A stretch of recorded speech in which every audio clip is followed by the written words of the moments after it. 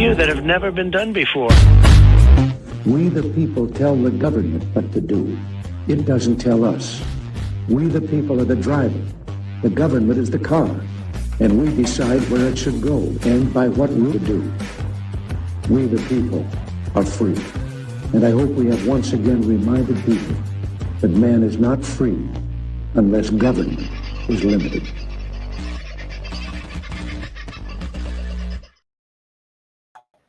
Well, look at that bloody thing doesn't work again. Let me put the right screen up. There you go. This haircut hasn't got any better. How are you, folks?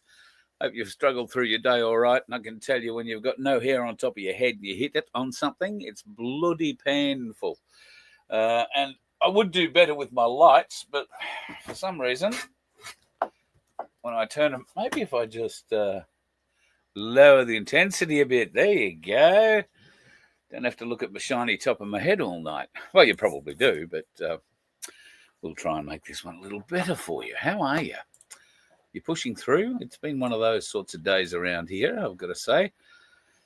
Wouldn't call it the world's biggest day news-wise, although somebody did send me this fabulous, and I do mean fabulous, resource. Now, I'm going to give this resource to you as well. I'm going to post it into the chat right now. It's a YouTube channel, and this is what it looks like. It's an earthquake tracker. Bottom left-hand corner, that yellow squiggly line is continuous monitoring of Japan. But this thing flips around the world and shows you the most recent quakes. Now, this one here that we're looking at, I think in the Dominican Republic, only happened just a few minutes ago, just before we went to air. On the right-hand side, you'll see a whole list of different towns or different countries, and you'll note right down in the bottom third, Queensland, Australia, had a magnitude 3.1 at about 9 minutes or 8 minutes to 1 this morning. It was 10 kilometres deep, magnitude 3. But there has been some rather interesting earthquakes happening around the world today. There have been some in Alaska. There have been some in Northern California.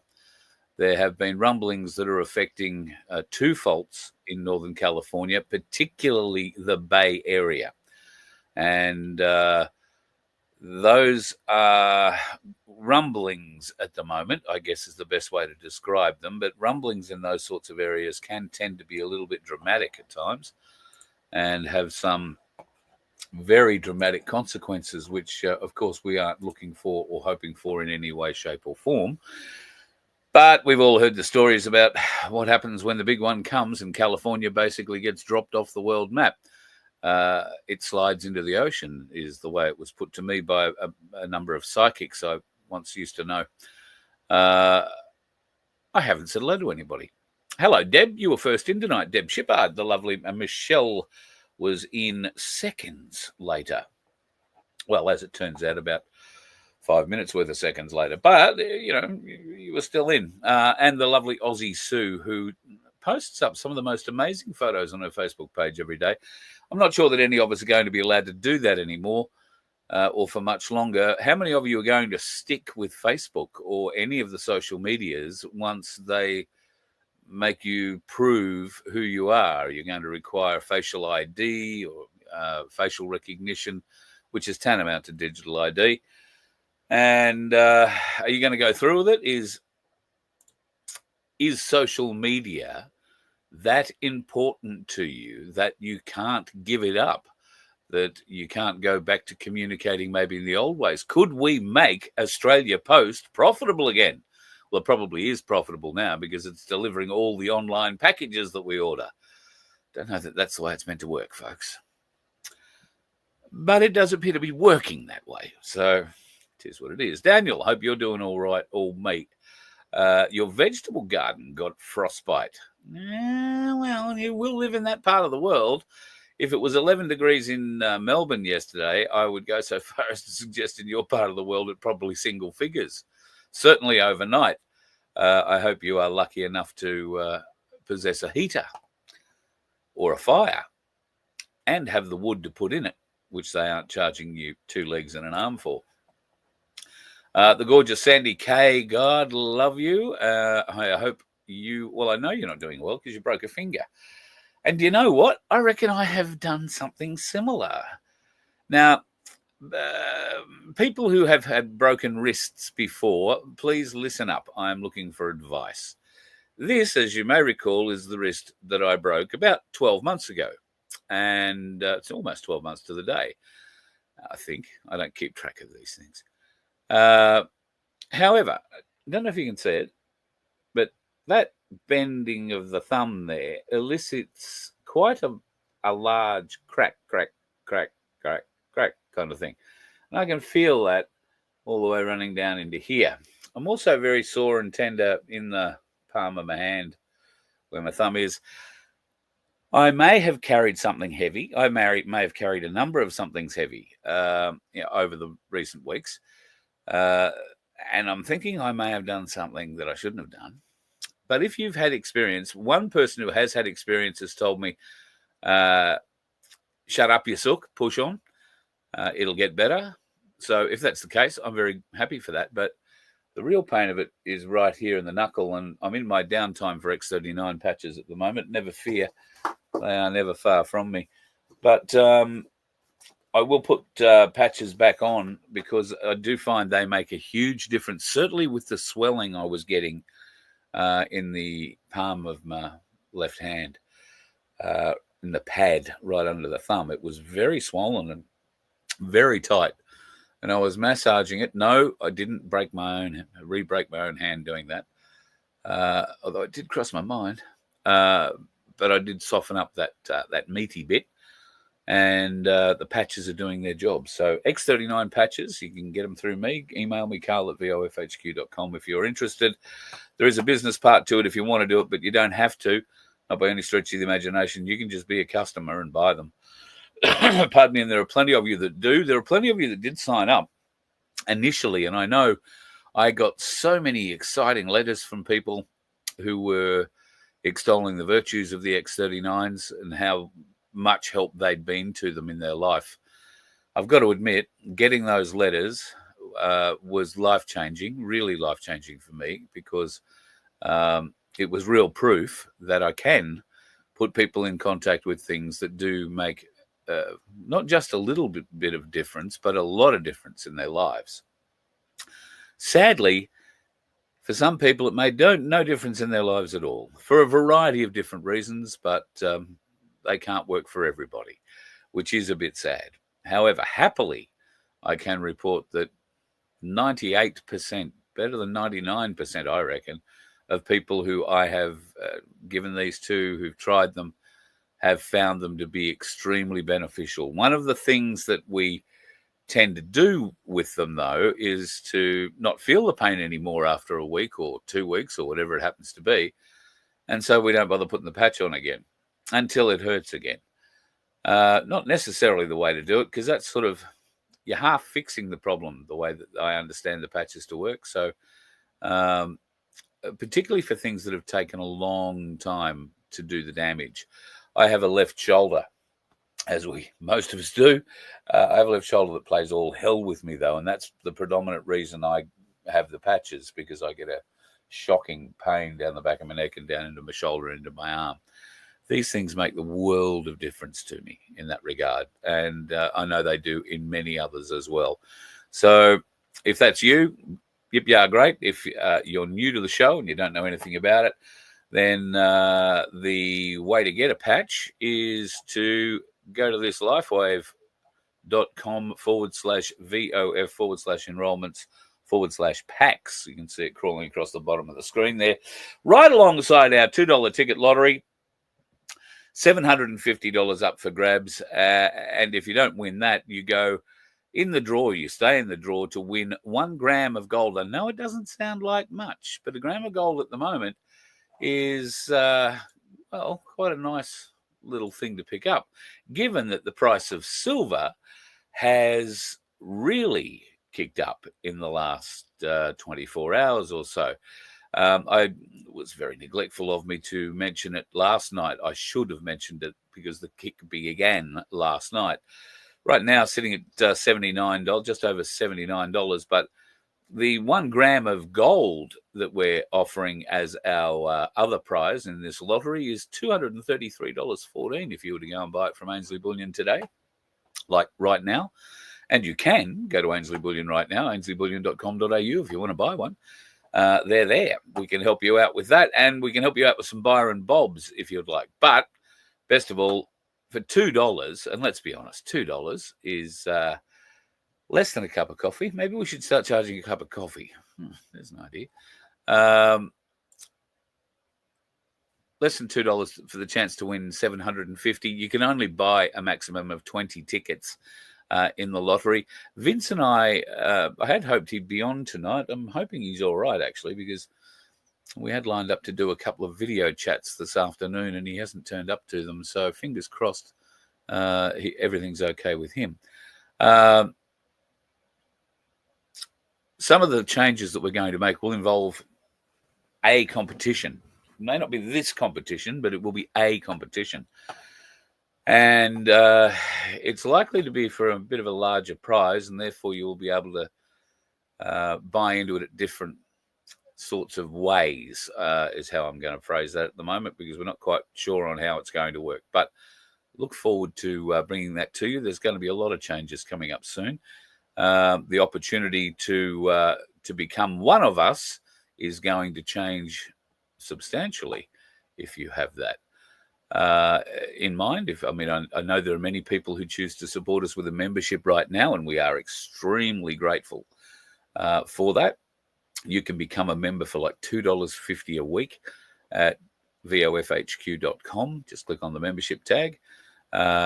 You can level up from there. You can be a bronze, a silver, or a gold member, and we are very grateful for those memberships. Can I just give you the heads up? If you are a member, there's going to be some benefits for that in the not too distant future. So maybe some of you have let that membership lapse, or you've decided it's just too much to struggle with. And I understand that at this time, we're all struggling for dollars, and if it's too much to handle, then it's too much to handle. I understand, but there are going to be some benefits coming up in the near future. The lovely Sandy Kay from the Good Samaritan Donkey Sanctuary, who benefits from every ticket that we sell in the lottery. She doesn't benefit enough. Oh, God, I wish we could benefit her more. But at the moment, we do what we can do. And she needs a lot more help with what she's got. 108 donkeys into the sanctuary. I think she's got 2 more coming in this weekend, making it 108. Beautiful souls, as you've seen, and I can't wait to get back down to the Donkey Sanctuary, which will be sooner rather than later now, I suggest. A couple of little hurdles to jump over, but we'll get to and through those, I'm sure. But yes, we will head down to the Donkey Sanctuary and do everything we can to try and raise it a few more dollars to help the feed come in. It's never ending with the donkeys, folks. I mean, Sandy and Baz, wonderful people that they are, they will travel all over the countryside, practically the east coast of the country, to pick up abused, abandoned donkeys, or just donkeys that can't be kept where they are anymore because the owners have passed on, or for whatever reason they've outlived, the donkeys have outlived their owners. So here's an idea. If you happen to have any property and you've got sheep, or you've got anything that needs a little bit of guarding, donkeys are magnificent guard animals. Now, they do require a little bit of care. If you are in a dry area, then that would be much more suitable than somewhere in the tropics, I suggest. However, donkeys were used extensively in the tropics, particularly far north Queensland in the goldfields, to get equipment in and out back in the 1800s. Admittedly, I don't know that there was anybody looking after the health of the donkeys too much in those days, so it may have been a one-way trip for many of them. And probably quite a few of them wound up, let's not surmise. At any rate, you can give a donkey a much better home if you have a home to give it. And, well, if you can give one a home, you can give 2 a home. because they usually like to come in pairs. They've been made it up sort of thing for life, some of these. But if you can help, then reach out to me and I'll point you in the direction of Sandy at the Good Samaritan Donkey Sanctuary, and you can have a chat with her, because while it's not a matter of wanting to offload these animals in any way, shape or form, there comes a period in, I guess, every charity's existence where they can only do so much. And I'm pretty confident that the Good Samaritan Donkey Sanctuary, for all the good intentions and the love of all the people involved, is rapidly approaching that point. So we need to figure out new ways to help them raise more than what they're raising currently, and you can do that by visiting and sharing their social media pages. And I have. In fact, I didn't upload it because I'm an idiot. So give me but a moment and see whether or not I can upload it.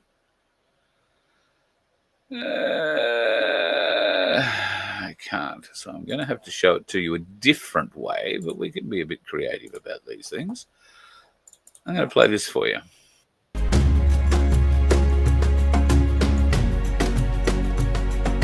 Now, I do hope that you used royalty-free music. Otherwise, I'm going to get pinged for copyright. In fact, there you go. Sandy's going to send me a few of these things from the Donkey Sanctuary that they're making and posting up on their social media.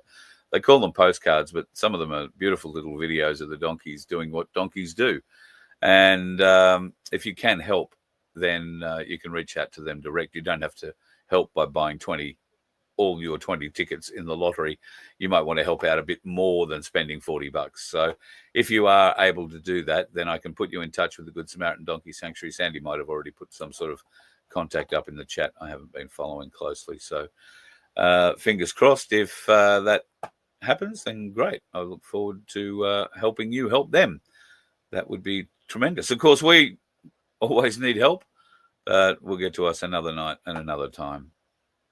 I'm just trying to have a bit of a catch up here in the chat to see if anybody's got any questions or anything they want to catch up on. Well, how did you take last night's show? I've had a huge reaction to John Armfield, who was on the show last night, ex-Navy clearance diver, and he and his brother both served in the Australian Defence Forces. Unfortunately, his brother was injured and had some mental health issues, had 2 bites of the cherry, and unfortunately was successful at committing suicide on the second one.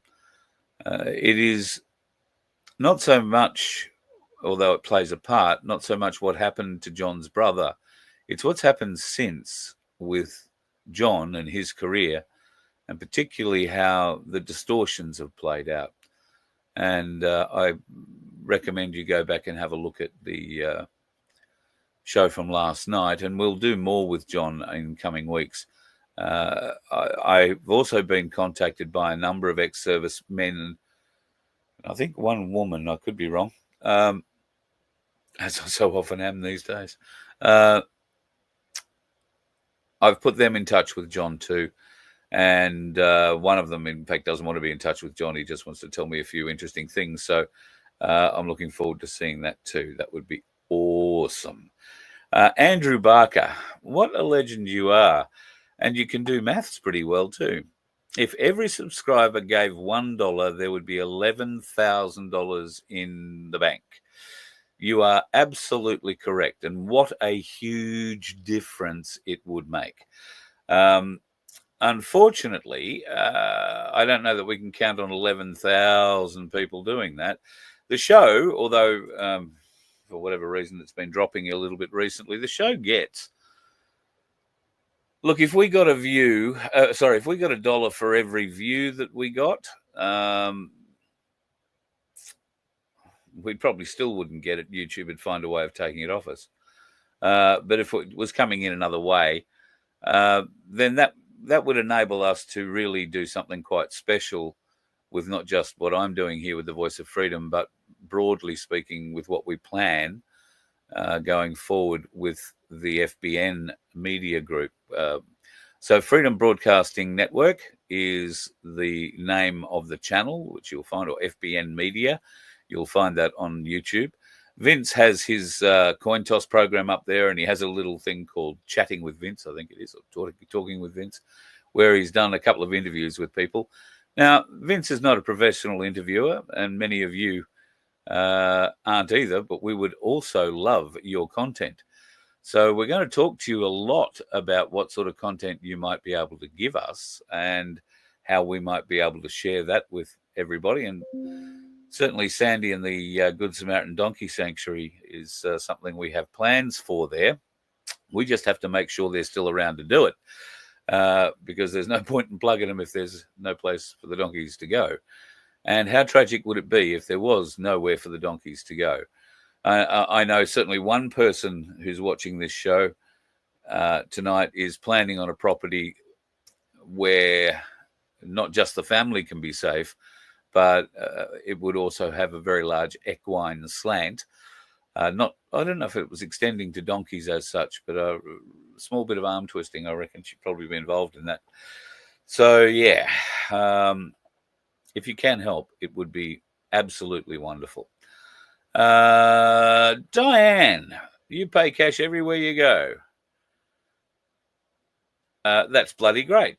I think that's tremendous. Now, we were talking with Darren Bergworth yesterday about the 11 extra days of mass action moving on from the Remembrance Day yesterday. So here are a great number of the things that you can do for the next 10 days now, and I think it's it's not a bad initiative. It's something to get will have a bit of an effect. The more people that know about it, the more people that get on board and do it. I think it's a pretty good initiative. So My Place Australia and their team have put this together, and of course, My Place is also, with the Unity Hub, a spectacular place to go and join up and be appraised of all sorts of interesting news and details. But we'll talk more about that with Vince when he's back up and running with us, because, as we all know, Vince has a fair bit to do, certainly with putting the Unity Hub together. And going forward, who knows? The crypto market has its ups and downs, says Peg. Yeah, absolutely. I have another little thing that I might throw up because I think it is particularly of interest to us all. Now, this was a post put up by Cass Smith, I think, on her Facebook page. She's telling the story here of a client who tried to send her own money to a major legitimate crypto exchange. Pardon me, that was CoinSpot. Pardon me, frog in my throat. So there was nothing shady about the transaction, just a normal transfer. But the bank decided to step in and block it. And apparently they know much better than her and many other people. And they sort of stepped in and blocked everything. So she pushed back, politely refused to answer all their little questions. And they didn't just block her transaction, they froze her entire account. They locked her out of her own money. So be careful what you're doing with the crypto, folks, people. It is just wrong. Now, this lady is probably, as far as I know, still fighting to get access to her account. She's got to go to the ombudsman to get it and try and get any kind of satisfaction. But that is just one of the examples of how they're going to make us comply. And there are certainly some other ways. The tax office at the moment are changing their regulations so that if you sell your house and you haven't paid your tax or haven't done a tax return in the last however long, they will not sign off on your house sale until you guarantee to do all your tax, so that they can keep whatever profits you make out of your house sale and take it from you in the guise of tax, which is not legitimate to take from you. Have we pointed that? I think we've probably pointed that out. I've had a couple of conversations, and in fact, I was talking to the big fella today I don't know if he's in the chat or not. But Clayton, you and I got to have another chat. I've been approached by some people today who want to have lessons about the straw man and how the straw man works, what that whole deal is. So I was thinking, if we're going to do that, then Clayton might be the bloke to do it, and we might do it over on FBN. There is a lot to know about your straw man, and it can be difficult to work out. It's much easier if you have someone who can explain it quite deeply, and I'm pretty confident that between Clayton and a couple of other people, we might be able to put together a little team that can help you or point you in the direction of that journey. Not take you along it, but there will be a way for you to go and join it, I'm sure, if that's what you chose to do. And God love you if you do, because let's face it, we could all use a little more education. Speaking of education, the interesting thing that I've discovered as this, I beg your pardon, as this thing, I'm just trying to hide that banner, as this little thing points out, is that we are always the problem. The solution will always be something to do with communism and socialism. And when that all falls over, the merry-go-round starts again. Well,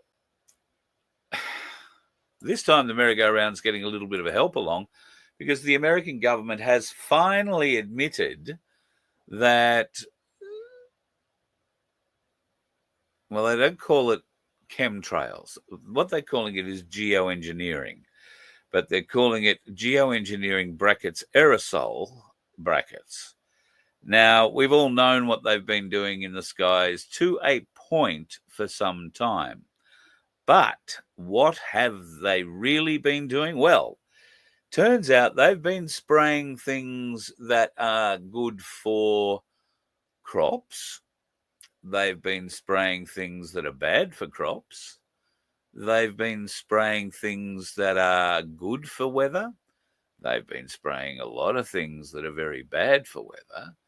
They've been experimenting on vast areas of the world's weather patterns and how they can manipulate those weather patterns, in fact, generate and regenerate weather patterns using stuff they are spraying into our atmosphere. Now, I heard a very convincing argument from somebody the other day who was totally convinced that there is nothing like, chemtrails going on, because the aircraft simply aren't up high enough for it to matter. Weather is produced in an area above the safe flight range for even the most advanced military aircraft. To that I say bullshit. We have, and many times we have shown you on this show, evidence of very strange radar signatures. We have evidence of beams, of concentrated beams of energy shooting thousands of kilometers from their origin point, sometimes down in New South Wales and reaching right up into central Queensland, sometimes thousands of kilometers offshore and stretching back to maybe a couple of 100 kilometers offshore here in Australia. Sometimes they're emanating from suburban areas like Townsville, and sometimes they're coming out of other areas like, Crow's Nest. Now, Crow's Nest is the Toowoomba weather radar station. Now, it's north of Toowoomba by, far enough not to be called anywhere near Toowoomba, I would have thought. I reckon it's 80 or 90 k's north of Toowoomba. But it is on a range, and I'd never seen any kind of energy emanating from that particular area ever until last week, when Spazza, sent us through some images, and I showed you those then, of a perfectly round, I don't know, what do you call it? Radar signature, pulse, beam, I don't know. but perfectly round, perfectly consistent and staying on. And it had enough energy in it to make the storm conform, for the most part, around it until the storm heated up. And what happens when you heat up a cloud and stuff? It bubbles up and then it cools down. The higher it goes, comes back down again. That makes it stronger. It bubbles up. And so what they're doing is they're churning this atmosphere and making these storms much more violent. And I think they're learning how to control, to a point, just how violent these storms get. Evidence some of the early summer storms that we've had through southeast Queensland and northern New South Wales. Ordinarily, we wouldn't expect that sort of energy in a storm until there is much more heat and humidity coming out of the ground. And there isn't that at the moment. But pretty regularly, we've started back with the well, it used to be the 3 o'clock storm, then it became the 4, and now it's more the 5:30 storm that rolls through every afternoon. Sometimes no thunder, no lightning. Sometimes just gets very sweaty, very humid, a little bit of rain in some places. But then sometimes it rips trees out of the ground. And those tree ripping out of the ground incidences are happening more and more regularly these days than they have in the past. And these little but highly intense cells that seem to be moving through certain areas.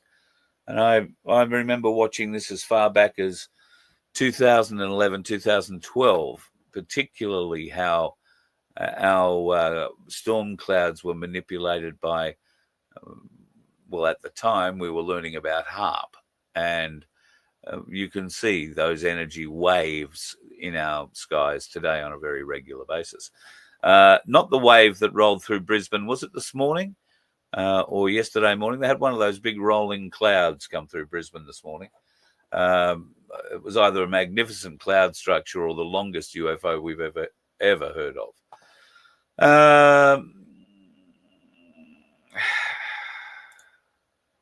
Oh, bugger it. I'm going to do it. Melbourne.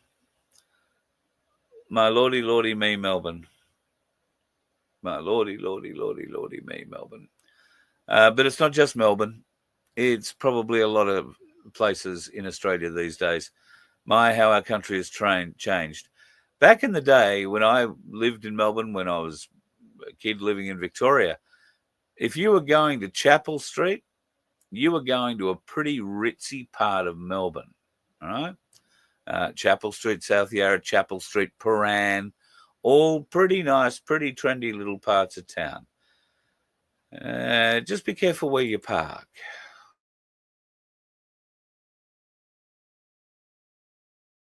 I'll do that and push that, and hang on a minute, find that button and do this.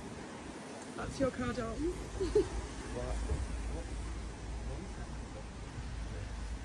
That man is so good. Welcome to Chapel Street, people. Welcome to Pooran. Welcome to Pooran, indeed. I could go back and show you the face of that man, but I'm not going to.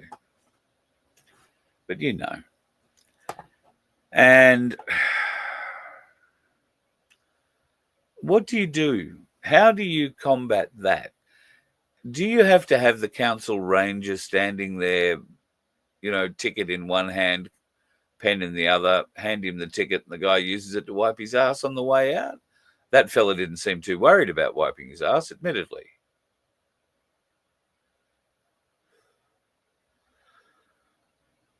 Sometimes, though, when you got to go, you just got to go, I'm told. And I do not want to cast any kind of aspersions on anybody who has to go when they got to go. And I get told quite a lot, usually by women, that when the urge cometh upon them, you don't really have a choice. You've got to find a loo, and you've got to find it now. Now, I don't know why Chapel Street would be, maybe it's bereft of public toilets. I don't know.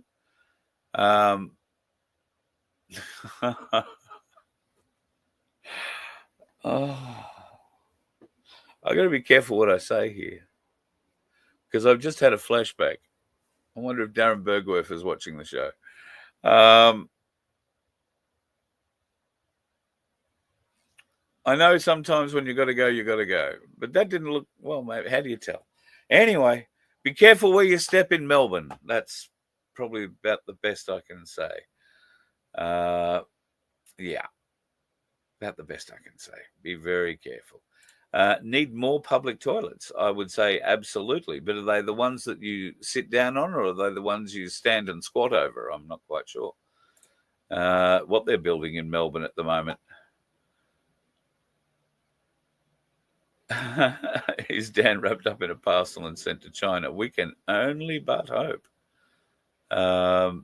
Looked like that fella was given birth to a Dan. Maybe that's a new name for what we can call somebody taking a dump in the streets. They had taken a Dan, given birth to a Dan.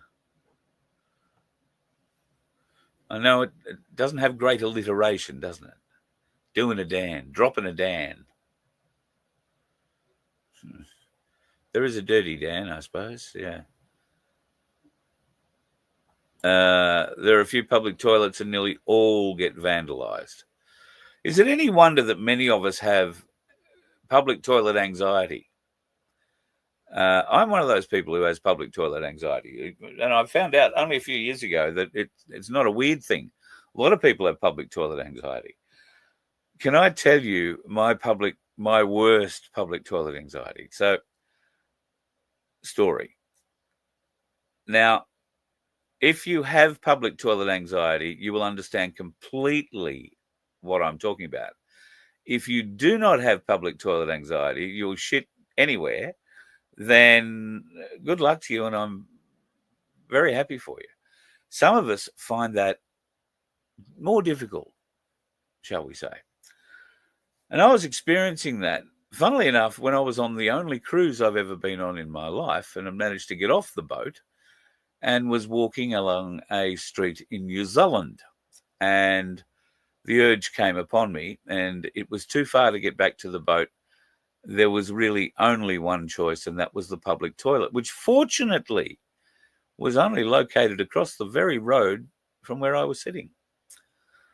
So I have gone into said public toilet, and I was admiring it because it was a little electric door. You had to push the button for the door to open.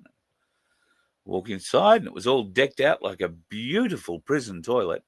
It was all beautiful, polished steel, everything, and I mean everything. So you know how it sort of plays out. You go and do your business, and I should have known. I should have known there was something not quite right. But at any rate, it was a very big toilet area. There were, like a prison, no sort of cubicles or anything like that. But thankfully, the door had, closed behind me after I'd gone in, and it says occupied, so you're not going to get knocked on too much. What I didn't understand is that in New Zealand, you're only given, I think it's about 4 minutes to take a crap. And if you're not finished in that time, then the door opens right onto the public street, like right onto the public street, like there, with you sitting on the throne, peering straight out of it, looking at the trucks go by. This is a mortifying moment if you have toilet anxiety. I'm just saying, public toilet anxiety can be a horrible thing. But then you've got to decide, what do you do? Do you make a dash for the door, or do you wipe and run? Well, I chose the latter. And that's when I discovered the second problem. It had a roll of toilet paper on it that was the size of a car wheel. But you could only break it off in pieces that were about as long as, 2 knuckles deep, which unfortunately, I've probably got a 3 or probably approaching a 4 knuckle crack, if that's the way to say it. So you wind up taking lots of little pieces of paper that are ripped and, not in any form, shape, and hardly clinging together to themselves. And you do your business wiping, and then you think, well, God, I've got to go and shut that door. So you get up and you think, well, you can't push the button because you've got, and you can't pull your pants up because you've got, sticky fingers. So then you shuffle off over to the prison-style tap, which thoughtfully the New Zealand government makes it really easy because there's only one tap to turn on. But they make that really difficult to turn on. It's a plunge kind of tap, and you've got to be a front row for the All Blacks to push the button down. So thankfully, nobody had walked in at this stage. And I did eventually manage to get some water coming out of the thing, because at one stage I was looking at having to go back to the toilet and wash my hands in that. I don't know that would have made much difference. But anyway,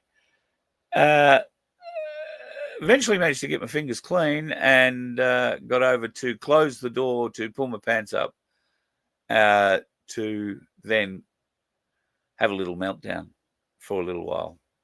And that's when I found out that it's exactly 4 minutes that the door stays closed for, because I hadn't finished my little meltdown by the time the bloody door opened again.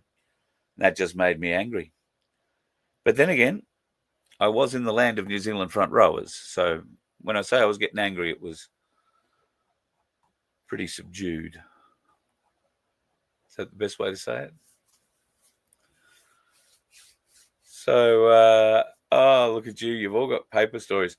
I am going to start a channel over on FBN, Worst Poo Stories, because that's right up there with probably my worst ever poo. I do have one that you might consider even worse, but I was only a little boy when it happened. But I think we should start a Worst Poo Stories. My ex-brother-in-law has a poo story that is just beyond disastrous.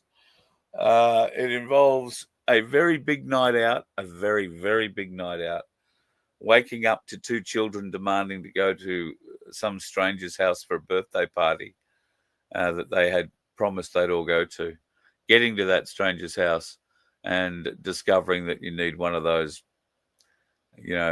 after grog bogs kind of thing, and getting into their beautiful, pristine white bathroom and going to town in it and discovering there's no toilet paper at the end of it.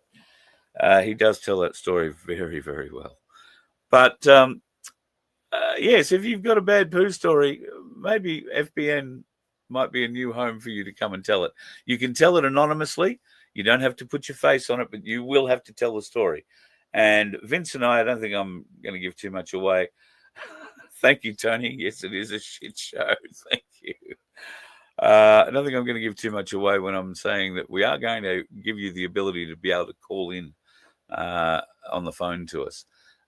Some of that will be pre-recorded, like you'll get to leave what you want to say, or we'll be asking you a certain question and you'll be able to leave an answer for that. At other times, that'll be a live thing and we'll be able to do a form of talkback. I can't line calls up back to back. I've only got one phone, so it'll be talk to somebody quickly and then hang up on them and wait for the phone to ring again and talk to whoever that is. But what are we going to do with it? How are we going to do it? It will be all explained in the near, not too distant future. But we can't do any of it without your support. A bit like the Donkey Sanctuary, Vince and I also need to cover a few costs. And if you can help us out, then memberships, as I spoke about earlier, is one way you can do that. You can donate by going to vofhq.com, or you can buy a ticket in the Donkey Sanctuary lottery, which we would encourage you to do at any rate, because, like I say, we want to help the donkeys. So if you can do that, you can go to merch.vofhq.com and then click on the Sanctuary 750 link on there. And for just $2 a ticket, you can only buy a maximum of 20 of them. You'll be able to go in for a chance for $750 And that 1 gram of gold, which right now is trading, what did I say, $233. And silver, folks, yes, silver has kicked. It's gone up nearly $6 since this time last night. So I think it was sitting at 73 something or other yesterday. So maybe 74 it was last night, now that I think about it. And it started to kick, and it's now at $79.24. When you are looking at buying at the spot price, look around for the best, lowest spot price, okay? I always thought that spot was spot, but spot can be spot in different places and at different times. But what I have found is that every time Ainsley Bullion is the cheapest.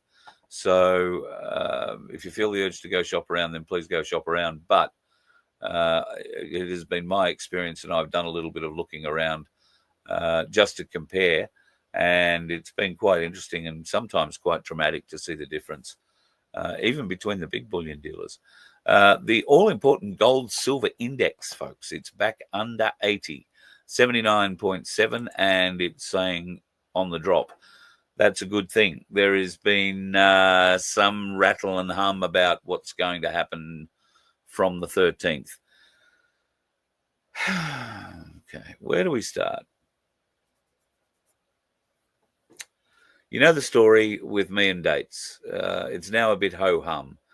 However, we do have this rather large push coming from the sun with 3 discharges of energy coming from the sun let out yesterday, our time. These are converging on the Earth at an extremely rapid rate, but they are all going to arrive here tomorrow, our time, at about the same time. Now, we're going to expect pretty large interruptions, I think, to certain areas of telecommunications. We might have internet troubles. Starlink may not work for a little bit. But there are other suggestions coming from,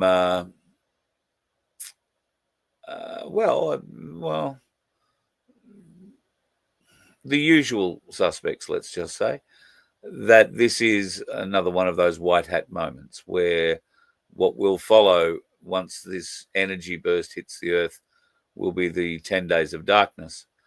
I'm not sure that I'm energetically enthused about that idea. I mean, I'd love it to happen if that's what happens, but I don't get terribly excited these days about predictions of the 10 days of darkness, considering I've heard various predictions of it going from 10 to 3 to 7 to 5 and back to 10 again. So maybe that is how it works operationally. Sometimes they think they've got it cleared by that much, and then they find a whole other hidden group they hadn't found before, and they've got to go after that, pushes the timeline back. Understand, heard all the excuses, don't care anymore. Just want it fixed.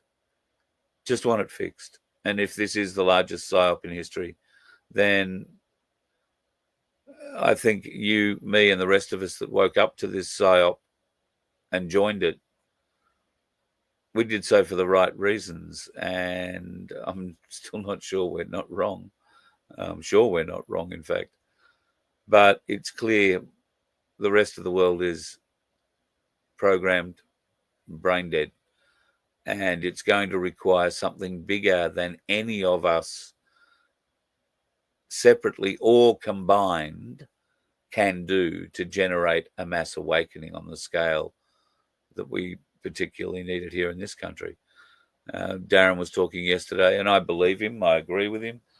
I think there's 1 million people here in this country, maybe 2, that believe what we believe that change needs to be made, believe the illegality that is being committed against us, and for the most part can actually prove it and show it to those who doubt it. But we need a lot more than that. We need, Darren says 5 million. I personally think to be safe, we need 7 to 8 million. Bear in mind, there are 19 million, or last election, there were over 19 million voters. So we don't need all of them. We don't even need half of them. but I do think we need approaching half of them. So I think 7 million would be good, 9 million would be great. And is that mass awakening going to be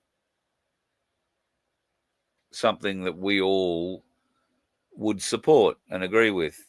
Let's say, for instance, I don't know, 3I Atlas, the meteor or whatever it is that's hurtling towards Earth at the moment, actually pulls up, comes to a stop, does a couple of donuts around the Earth and comes to a screeching halt above the White House.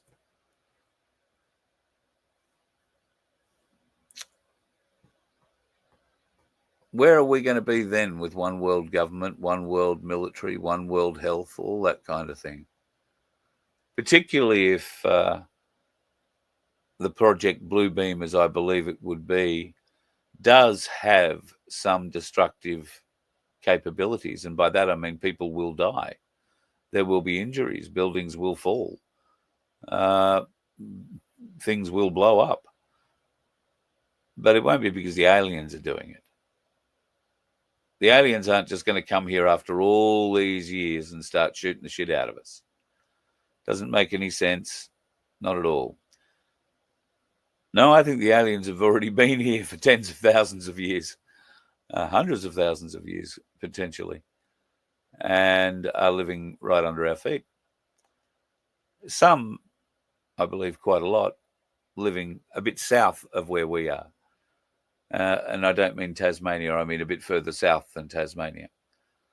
And they're living underground and have been doing for a very long time.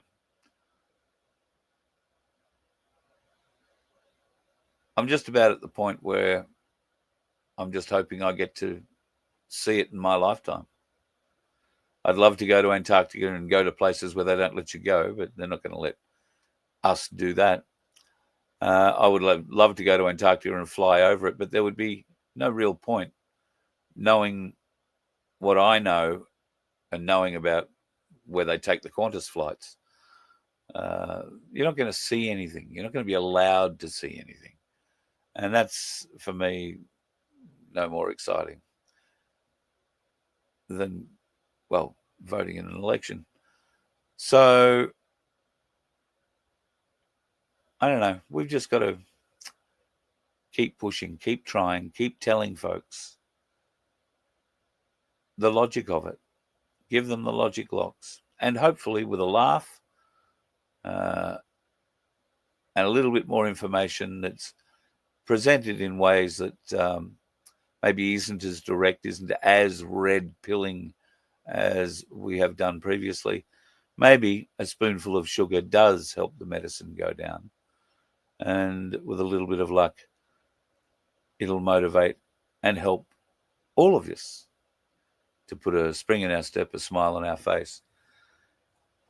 And, well, I may be hoping for too much, but maybe, depending on some of the content that I'd like to produce and whether or not Vince is going to let me produce it, it may make some of us better drivers. I can't cure all the dickheads, folks, but I might be able to get one or two off the road. See you tomorrow night. You let one ant stand up to us, then they all might stand up. Those puny little ants outnumber us 100 to 1. And if they ever figure that out, there goes our way of life. It's not about food. It's about keeping those ants in line. That's why we're going back. Does anybody else want to stay? Let's rock!